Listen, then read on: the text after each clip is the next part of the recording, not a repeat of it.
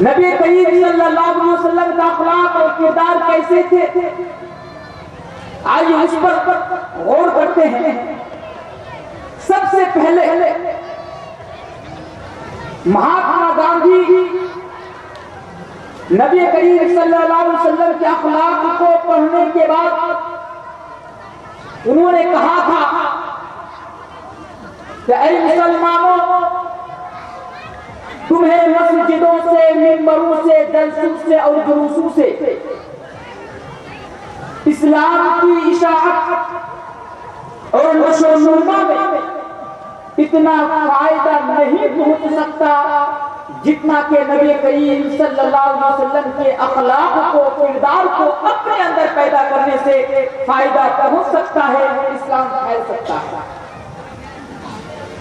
اور جس کے اخلاق اور کردار کو دیکھ کر مائیکل ہارٹ جیسا انسان، جو ایک کرسچن تھا، جو ایک عیسائی تھا، اس نے 100 مہان پروش کے بارے میں ایک کتاب لکھی، اور کرسچن ہونے کے باوجود اور عیسائی ہونے کے باوجود اس نے جس کو سب سے پہلے نمبر پر رکھا وہ ہستی تھی ہمارے آخری نبی جناب محمد رسول اللہ صلی اللہ علیہ وسلم۔ تو یہ اخلاق فاضلہ کے مطالعے کا نتیجہ تھا۔ لیکن آج میں اچھی طرح جانتا ہوں کہ آج ہمارے اس دور کے اندر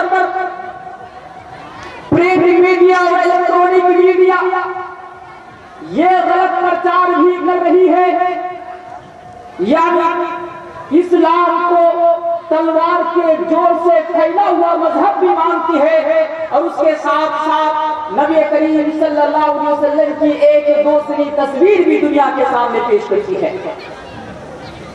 میرے پیارے ساتھیوں، جب کچھ دن پہلے نائجیریا ملک کے اندر ایک مقابلہ ہوا، وہ مقابلہ کرکٹ کا نہ تھا، وہ مقابلہ ہاکی کا نہ تھا، بلکہ وہ مقابلہ تھا جس کا نام ہے مقابلہ حسن، جہاں پر مس ورلڈ کا خطاب دیا جاتا ہے۔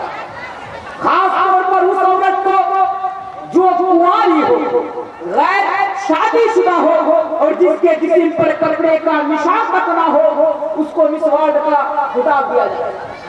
تو جب یہ ہوا تو اسی نائجیریا ملک کے غیرت مند مسلمانوں نے اپنی آواز اٹھائی، اس مقابلہ حسن کا بھی وروध کیا۔ تو پھر اسی ملک کے صحافیہ نے، ایک پترکار عورت نے اپنے پیپر میں اس انداز سے لکھا کہ مسلمانوں، آج تم اس مقابلہ حسن کے خلاف کر رہے ہو، اس کے خلاف تم اپنے آواز اٹھا رہے ہو، اگر تمہارے نبی محمد صلی اللہ علیہ وسلم اگر وہ بھی یہاں پر موجود ہوتے تو کوئی بڑی بات نہیں تھی کہ یہ ننگی لڑکیوں کو دیکھتے اور دیکھنے کے بعد کسی ایک لڑکی کو پسند کر لیتے اور اس کو اپنی بیوی بنا لیتے۔ نعوذ باللہ من ذالک، اس طریقے کا پرچار کیا گیا۔ سامعین، یہ باتیں میں نے آپ کے سامنے کیوں کی؟ اس لیے کہ نبی کا وہ کون سا اخلاق ہے، نبی کا وہ کون سا کردار ہے کہ جس اخلاق اور جس کردار کو دیکھنے کے بعد تاریخ نے اس اخلاق کو ریکارڈ کیا ہے، نقل کیا ہے، اور مہاتما گاندھی جیسا اور مائیکل ہارٹ جیسا انسان نے نبی کریم صلی اللہ علیہ وسلم کی تاریخ میں اتنے شاندار جملے لکھے ہیں۔ آئیے اس پر ذرا غور کرتے ہیں۔ حضرت خدیجہ رضی اللہ تعالی عنہ جو نبی کی پیاری بیوی تھی، سب سے زیادہ چہیتی بیوی تھی، اور حضرت خدیجہ جب تک آپ کے نکاح میں رہی اتنا پیار اور اتنی محبت بھرتی تھی نبی کریم صلی اللہ علیہ وسلم کی نس کے اندر کہ جب تک وہ زندہ رہی اس کی پوری زندگی کے اندر نبی کریم صلی اللہ علیہ وسلم نے دوسری شادی نہیں کی۔ اس بیوی کا بیان دیکھو، وہ نبی کریم صلی اللہ علیہ وسلم کے اخلاق فاضلہ کو بیان کرتی ہے، وہ بھی نبوت سے پہلے کے اخلاق۔ جس کے پاس نبوت کے پہلے کا اخلاق یہ ہو تو نبوت کے بعد اخلاق کا عالم کیا ہوگا؟ آئیے سنتے ہیں۔ محترم سامعین، جب اللہ کے نبی گاڑی ہی راستے کرتے ہوئے کاپتی ہوئی جب اپنے گھر کی طرف لوٹے، صحیح بخاری کا الفاظ ہے یرجف فؤادہ، تو آپ کا دل کانپ رہا تھا، تھرا رہا تھا. کیوں نہ کانپے، کیوں نہ تھرائے؟ آج غار ہرا کے اندر ایک ایسا شخص انسانی شکل میں نمودار ہوا. آج غار ہرا کے اندر ایک ایسا شخص آیا جس کو میں نے آج سے پہلے کبھی نہیں دیکھا تھا. وہ آدمی رات کے اندھیرے میں آتا ہے، سامنے بیٹھ جاتا ہے اور کہتا ہے یہ قرآن یا محمد، اے محمد پڑھو. سامعین، پوری قوم پڑھنا لکھنا نہیں جانتی تھی، ان پڑھ تھی اور وہ پڑھنے لکھنے کو اچھا بھی نہیں سمجھا کرتے تھے. جس طرح یہ کہ بچہ ماں کے پیٹ سے پیدا ہونے کے بعد رہتا ہے، اسی طرح اس کو رہنے پر فخر ہوا کرتا تھا. تو نبی کریم صلی اللہ علیہ وسلم نے یہی جواب دیا کہ ماں بخاری میں پڑھا ہوا نہیں ہوں، میں پڑھنا نہیں جانتا ہوں.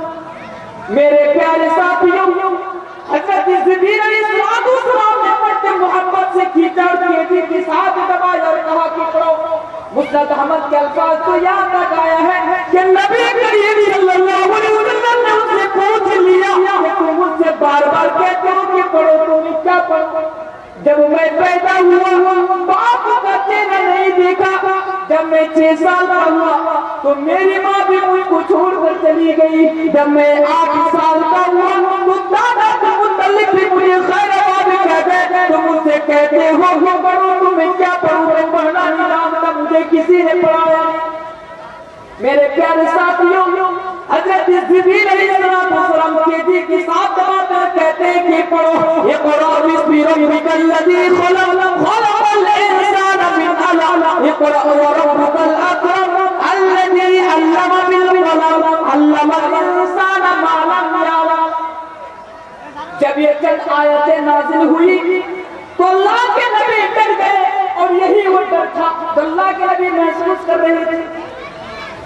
چھوڑ دیا غار ہرا، چلے گھر کی طرف. گھر میں پہنچتے دروازہ کھٹکھٹاتے ہیں. حضرت خدیجہ رضی اللہ تعالی عنہا دروازہ کھولتی اور میرے نبی کو ڈرا ہوا تھا. میرے نبی فرما رہے ہیں اے میری بی بی خدیجہ، زملونی زملونی، اے میری بی بی مجھے چادر اڑا دو، مجھے چادر اڑا دو. لقد خشیت علی نفسی، مجھے ڈر لگ رہا ہے کہ کہیں میری جان نہ چلی جائے، مجھے ڈر لگ رہا ہے کہ کہیں میری جان نہ نکل جائے. اے میری بی بی زملونی زملونی، مجھے چادر اڑا دو، مجھے چادر اڑا دو.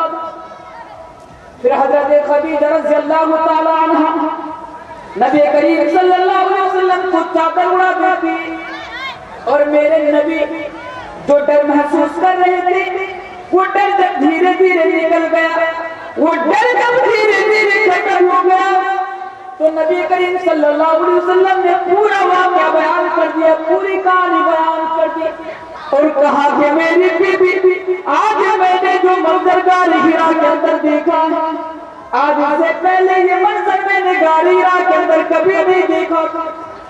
اے میری بی بی مجھے ڈر لگ رہا ہے کہیں میری جان نہ نکل جائے، کہیں میری جان نہ چلی جائے.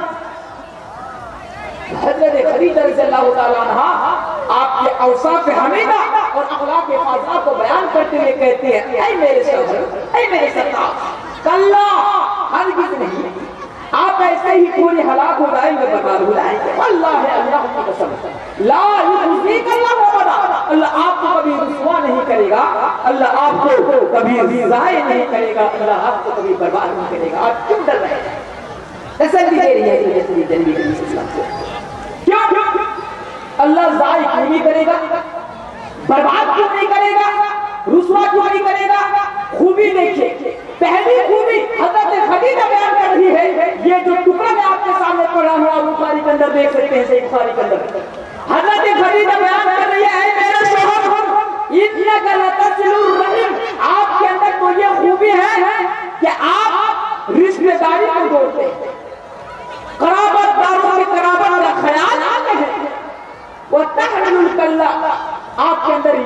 خوبی ہے کہ آپ مصیبت زدہ لوگوں کے کام آتے ہیں.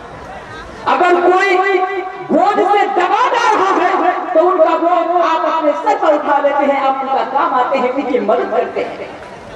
وَتَكْسِبُ الْمَعْدُومَ, آپ کو فقیر اور محتاجوں کو کھانا کھلاتے ہیں.